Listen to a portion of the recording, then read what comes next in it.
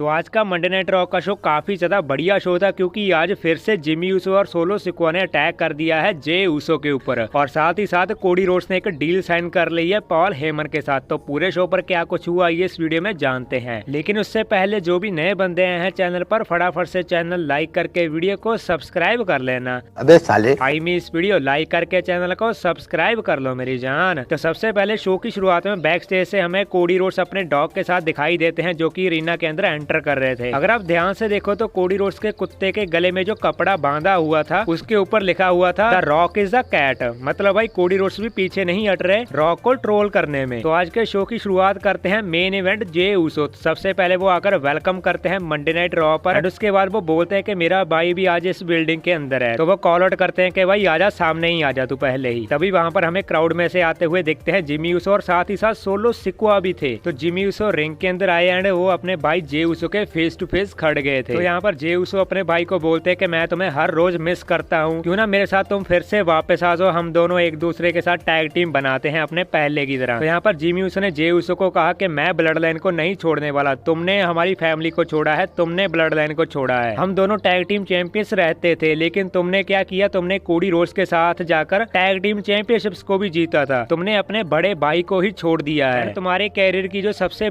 Biggest movement रही थी वो मेरी वजह से ही रही थी। तो यहाँ पर जे ऊसो कहते हैं कि नहीं, मेरे कैरियर की सबसे बिगेस्ट मूवमेंट वो होगी जब मैं रेसलमेनिया 40 के अंदर तुम्हें बचाने वाला हूँ। एंड तभी वो अटैक कर देते हैं जिमी ऊसो के ऊपर। तभी वहाँ पर जो Jimmy Uso and solo Sikoa है वो अटैक कर देते हैं यहाँ पर जे ऊसो के ऊपर। तो जे ऊसो को यहाँ पर सेव करने के लिए आते हैं the American nightmare Cody Rhodes. तो कोडी रोड्स यहाँ पर जिमी ऊसो और सोलो सिकोआ को मारकर भगा देते हैं रिंग से। देन उसके बाद सबसे जो मेजर चीज आती है शो की, वो आता है कोडी रोड्स का सेगमेंट। तो सबसे पहले कोडी रोड्स रिंग के अंदर आते हैं एंड वो बोलते हैं कि मेरा ट्राइबल चीफ रोमन रेंस के साथ मैच होने जा रहा है रेसलमेनिया 40 के अंदर। मैं फिर से WWE चैंपियनशिप के लिए फाइट करने जा रहा हूँ। तो यहाँ पर वो रॉक के ऊपर शॉट लेना शुरू कर देते हैं कि रॉक ने अपने कॉन्सर्ट के अंदर मेरी बहुत बेइज्जती करी है, मेरी फैमिली की बहुत ज्यादा बेइज्जती करी है। तो यहाँ पर कोडी रोड्स ने बोला रॉक को कि तुम एक हीरो नहीं हो, तुम एक विलन हो। तुम बोलते हो कि मैं रो रहा था मंडे नाइट रॉ पर, लेकिन तुम भी भाई रोते हो TKO ग्रुप के सामने जब जाते हो ना, वहाँ पर ऑफिशियल्स के सामने जाते हो तो तुम भी वहाँ पर गिड़गिड़ाते हो, रोते हो। इसके बाद वो मेंशन करते हैं कि तुमने मेरी माँ के ऊपर भी शॉट लिया था, तो कैसा लगेगा अगर मैं भी तुम्हारी माँ के ऊपर कोई शॉट लूं। इसके बाद कोडी रोड्स बताते हैं कि मेरी माँ किसी से भी नहीं डरती, वो एक कॉप भी रह चुकी है पास्ट के अंदर। देन यहाँ पर कोडी रोड्स बोलते हैं कि मुझे नहीं पता कि जो हमारा मैच होने जा रहा है वो ब्लड लाइन्स रूल्स वाला होने वाला है,